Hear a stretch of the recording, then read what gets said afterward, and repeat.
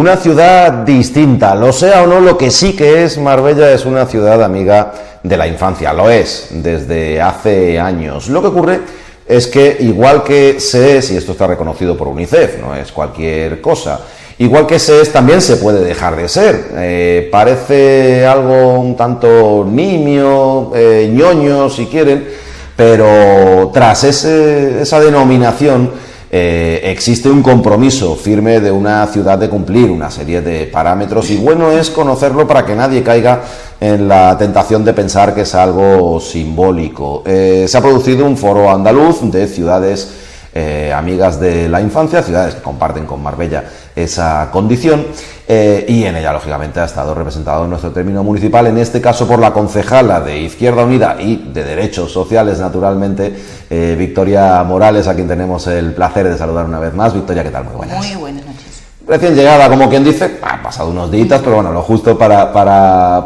contarnos un poco en qué ha consistido aquello, porque no sé si tiene a lo mejor esa percepción que planteaba yo antes, ¿no? Que suena como algo simbólico cara a la galería, que es amigos de la infancia, un poquito como a villancico navideño, ¿no? Pero en realidad estamos hablando de trabajo y de algo serio. Sí, estamos hablando de adquirir un compromiso. Sí que es verdad que puede sonar como cuando te designan algo, ¿no? Una titulación y ahí está conseguido. Sin embargo, ser amigos de la infancia significa mucho más.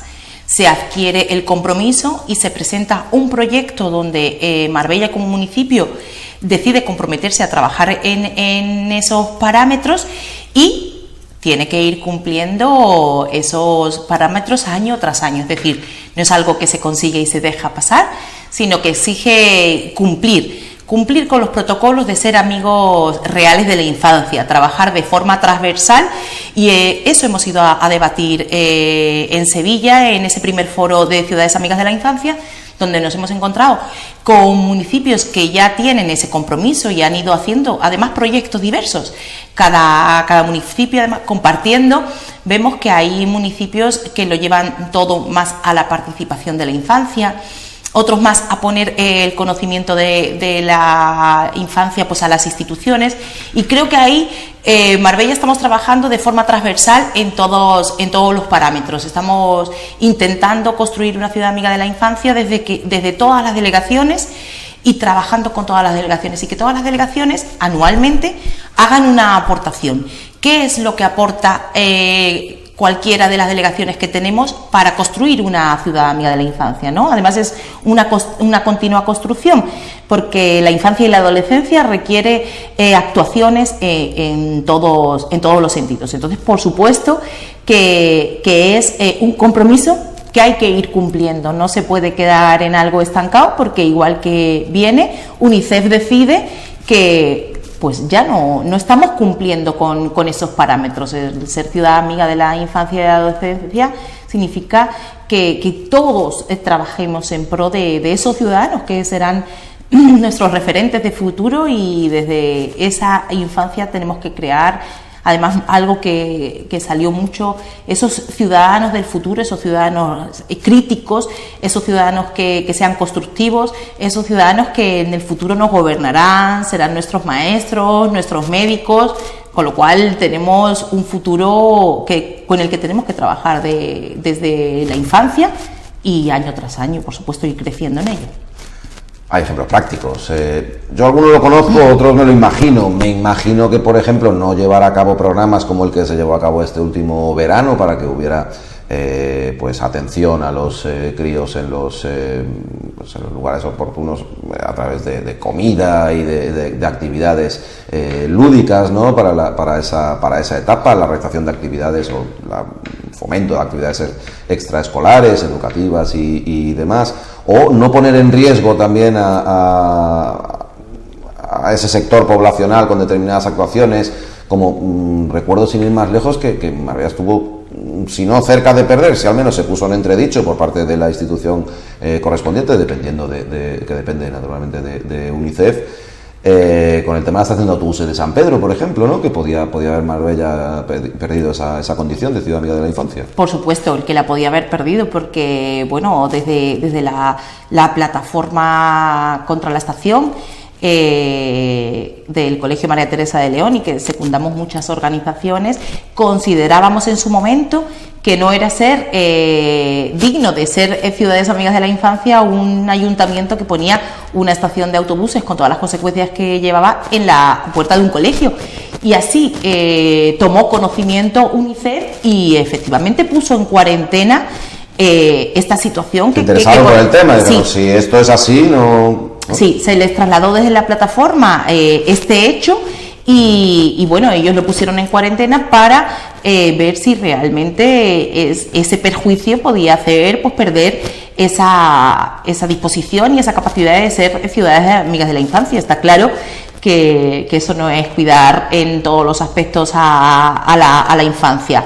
Ahora que ya no se va a construir, pues volvemos a la normalidad y como tú bien dices, hay muchas actuaciones de todas las delegaciones, actuaciones a nivel educativo, a nivel actividades deportivas, incluso mucho más allá. Nosotros este 20 de noviembre pues tendremos el Consejo, el Pleno de la Infancia, que además vamos más allá porque no solamente es un pleno en el que existen unos consejeros, que en este caso son 20, que en cada uno en su centro educativo debaten propuestas, porque además ellos se dedican a debatir las propuestas que les plantean los demás compañeros, las trasladan al pleno y además el pleno de adultos está vinculado a las decisiones que se tomen en el pleno de la infancia, con lo cual es acercar a la infancia y a la adolescencia a ese órgano de decisión máximo que es el pleno y que se sepa que sus decisiones también importan y vinculan a los mayores. Es un ejemplo claro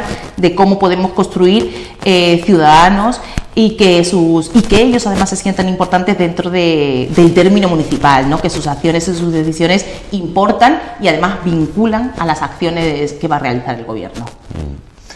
Y por dónde han pasado en este foro, no sé si funciona así, si le comunican en qué aspectos debe funcionar Marbella. Usted tiene que presentar un informe, dar cuenta de actuaciones y dotaciones y estructuras creadas, si le dan un aprobado, le hacen observaciones, ¿cómo funciona? Sí, existe realmente una vez que se presenta el proyecto, que se presentó en su día y se aprueba, ahora tenemos que ir nutriéndolo de contenido, y nutrirlo de contenido es todas las actuaciones, hay que ir informando de esas actuaciones que se van realizando en la participación, en la accesibilidad, en la educación, en todo aquello que nos hemos comprometido y sobre todo en garantizar los derechos de los niños, es decir, nos sumamos a esa Convención de Derechos de la Infancia a nivel nacional y ese compromiso es firme y entonces ellos son vigilantes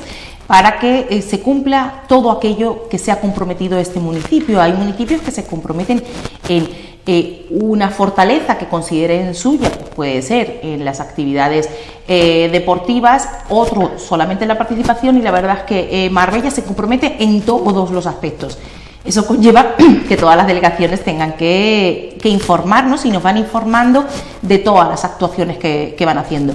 Y nosotros a su vez hacemos una evaluación que trasladamos a UNICEF para que vea que realmente los compromisos se van cumpliendo año tras año y además ir creciendo. No es algo fijo, sino que cada vez va nutriendo y cada vez va construyendo más ciudades amigas de la infancia, cuantos más compromisos adquirimos. Sujeto a evaluación, evidentemente. Sí. Bueno, pasamos capítulo. Ha habido pleno estos días, apenas ha acabado el mes de octubre, naturalmente, y era pues, necesario pues, llevar a cabo esa sesión ordinaria del Pleno Municipal pues para abordar distintas cuestiones. Un orden del día denso, amplio, en el que había muchos puntos a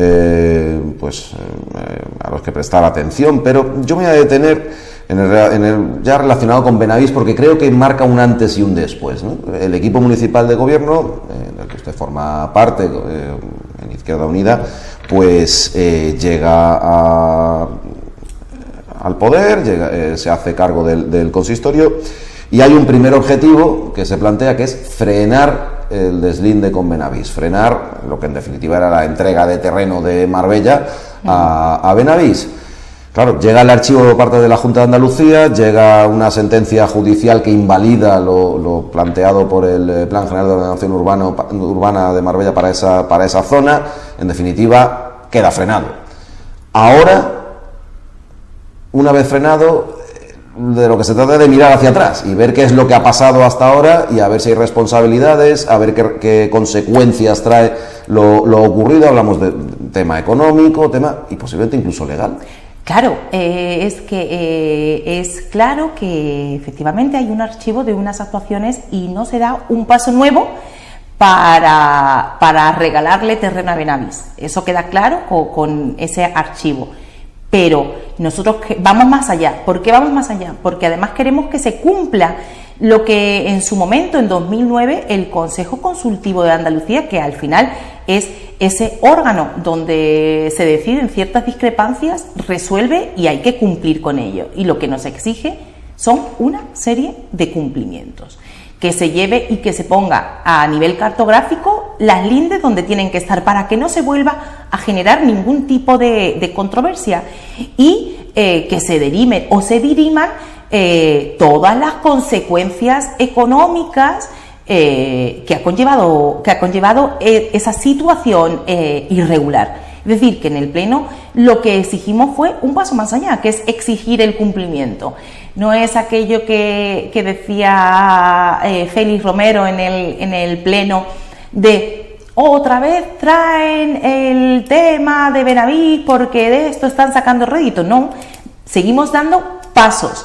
Pasos que es que el órgano de decisión del Pleno dé un paso más allá y diga hay que cumplir con lo resuelto por el Consejo Consultivo, y este Pleno y esta corporación municipal va a hacerlo cumplir en todas las instancias, y necesitamos que además la corporación y el órgano de decisión supremo, que es el Pleno, acuerde que se va a llevar a todas las instancias pertinentes para que se cumpla la legalidad. No es más que se cumpla la legalidad, y si tiene que existir un resarcimiento económico y unas responsabilidades económicas, pues tiene que haberlas y tendrá que resolverse al respecto. No solamente es un cambio de lindes, sino todas las consecuencias y el detrimento que ha podido llevar eso al término municipal de Marbella. Eso puede haber tenido unas consecuencias económicas, tendremos que saber qué consecuencias económicas y en todo caso requerirlas a los órganos correspondientes, y sobre todo que a nivel cartográfico se delimite el linde y no vuelva a pasar este tipo de discrepancias que parece ser que sacamos una y otra vez, y no es más que avanzar en los pasos y en los términos legales. Que si tiene que haber responsabilidades políticas, que también las debe de asumir este equipo de gobierno, y exigir, en todo caso, cuando se resuelva todas estas discrepancias, en todo caso poder decir de forma firme existen unas responsabilidades políticas y exigir el cumplimiento de esas responsabilidades económicas y políticas si nos dijeran que las hay.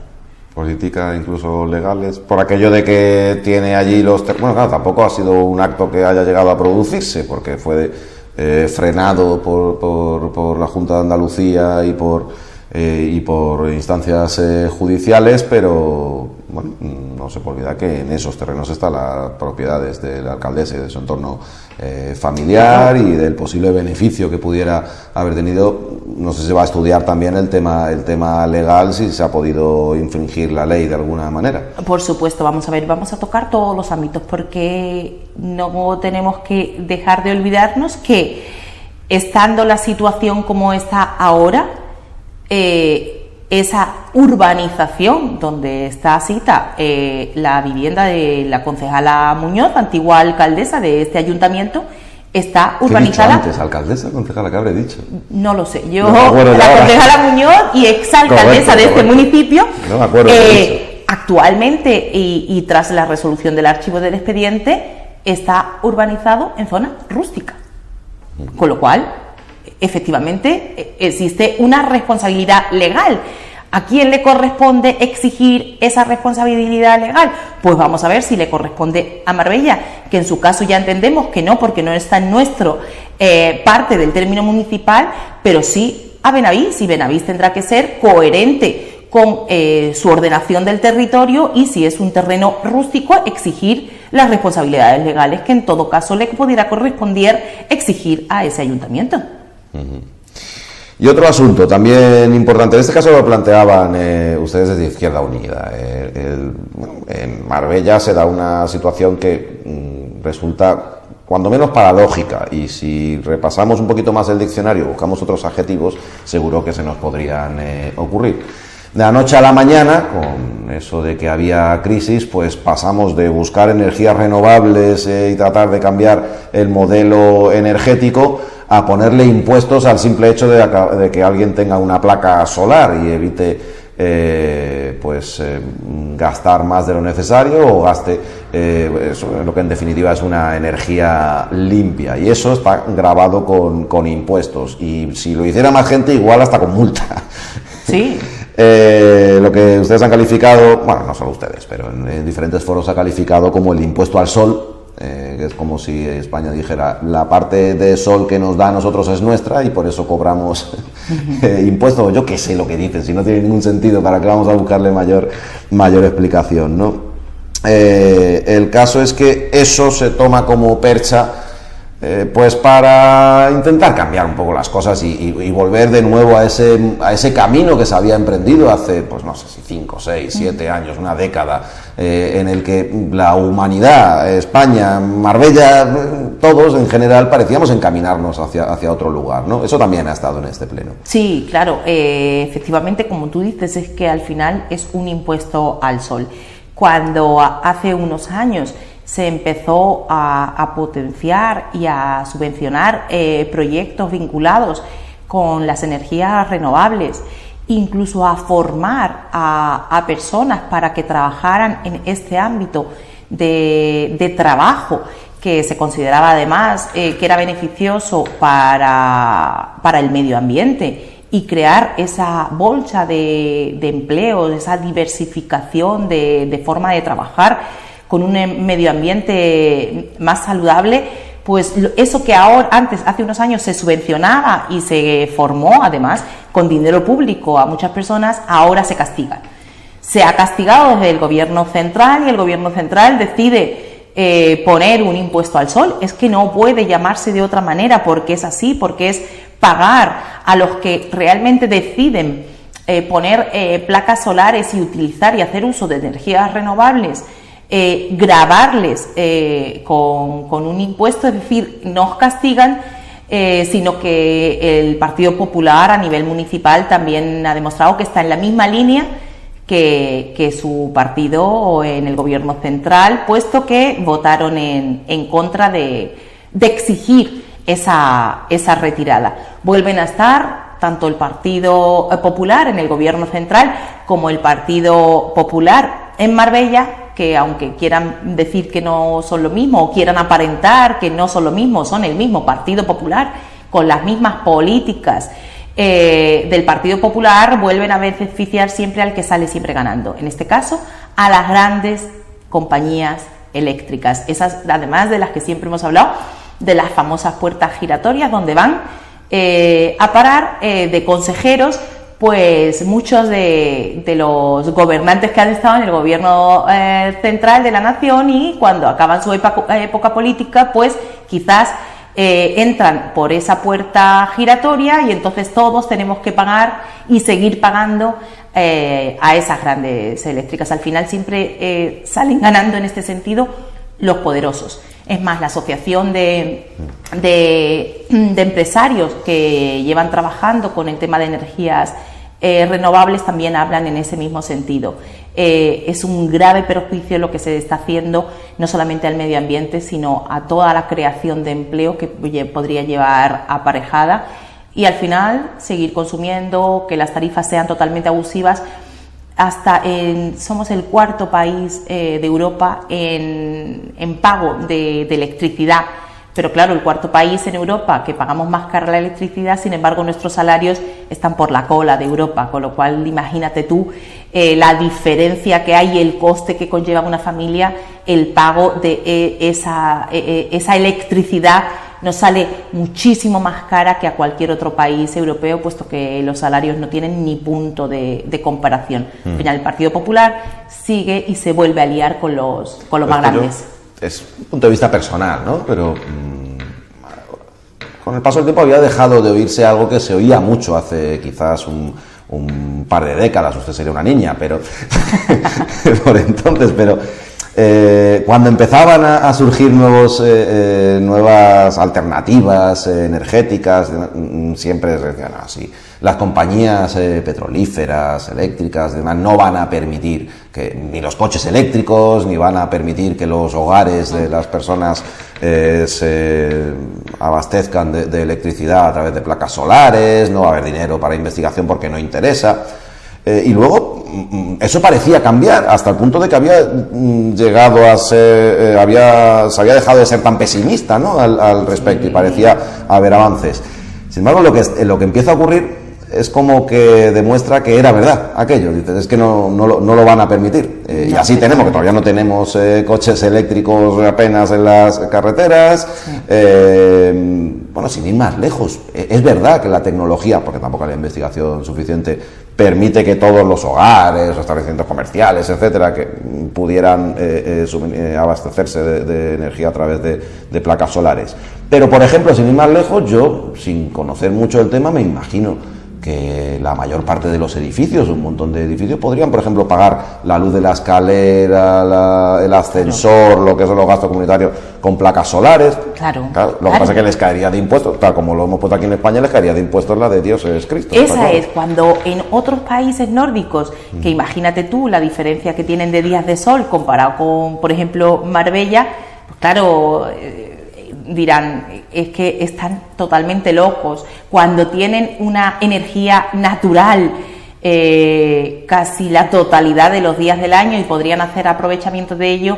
No solamente no hacen aprovechamiento, sino que además imponen multas. Que podría decaerían las grandes eléctricas, pero sí que existiría una bolsa y una creación de empleo. Hablamos de muchas empresas que se dedican al mantenimiento y a la creación de placas solares. Eso conlleva un mantenimiento, es decir, que no tendría por qué caer la economía por eso. Eso es una excusa burda y fácil de los grandes lobbies de las empresas eléctricas. Hagámoslo de otra manera. Nosotros estamos aquí en televisión, nos dedicamos a la televisión, oblíguesele a la gente a que vea la tele por pantalones. Todo el mundo a ver la tele, a nosotros nos va a ir fenomenal, sin duda alguna, pero es una vulneración de los derechos de la persona. Puede haber quien quiera ver la tele y quien quiera leer un libro, ¿no? Son buscar excusas para seguir nutriendo a los mismos de siempre. Existían posibilidades y existen. Es más, existen subvenciones en otros países y siguen subvencionando y potenciando que se ponga, pues como tú dices, en comunidades, porque al final quizás un domicilio particular es más costoso el poner unas placas solares, pero en una comunidad de viviendas, en un edificio, pues se puede sufragar el coste y al final ver el beneficio y el ahorro económico en el pago, por ejemplo, de la comunidad a corto plazo, o sea, un pago además que se considere justo, y además estamos siendo amables con el medio ambiente, que bastante castigado lo tenemos, y es que además por miles de edificios. Claro. Es un ahorro considerable para todos, ¿no? Sobre todo es que tenemos que mirar al futuro. El medio ambiente está muy castigado y tenemos que mirar al futuro y ser amigos del medio ambiente, porque es lo que les queda a las generaciones venideras. Es decir, es más allá de una cuestión económica, es una cuestión de salud y de ser cuidadosos con el medio ambiente, que son nuestros pulmones, al fin y al cabo. Yo espero no haber dicho ninguna burrada, porque mis conocimientos de ingeniería se resumen en 2 o 3 reportajes que haya podido ver de National Geographic y poquito más. Bueno, por eso creo que a lo mejor no era este el mejor ejemplo, pero desde luego era un ejemplo bien intencionado que yo al menos lo he utilizado para ilustrar mis argumentos y a qué me refería, ¿no? con esto. Si desde el punto de vista técnico, científico, no era correcto, pues si no es ese ejemplo sería otro, pero el mensaje es el mismo. Claro, y además es un ejemplo muy cercano en el que se puede ver reflejada cualquier familia, porque cuando hablamos de términos grandes, ¿no?, que a lo mejor no se ven reflejados en la vida diaria, pero por ejemplo el impuesto al sol, aunque hablemos del impuesto al sol, que parece algo muy genérico y muy global, nos afecta día a día a todas las familias del término municipal. Indudablemente. Pues Victoria Morales, terminamos de momento. ¿En qué va a ocupar esta semana? Puntos fundamentales de la Delegación Municipal de Derechos Sociales, el trabajo inmediato. Pues tengo 3 citas importantes además esta semana. Una de ellas es el jueves me veré con el defensor del pueblo andaluz, porque le trasladé en su momento la situación tan complicada que existía en las Albarizas después del fatídico hecho en abril con el fallecimiento. Existe una situación donde ha habido familias huidas, etcétera, etcétera, y quiero que él tenga conocimiento de las actuaciones que están haciendo y, si puede, como defensor del pueblo andaluz, intentar mediar para buscarle una solución, y creo que es importante que él tenga conocimiento.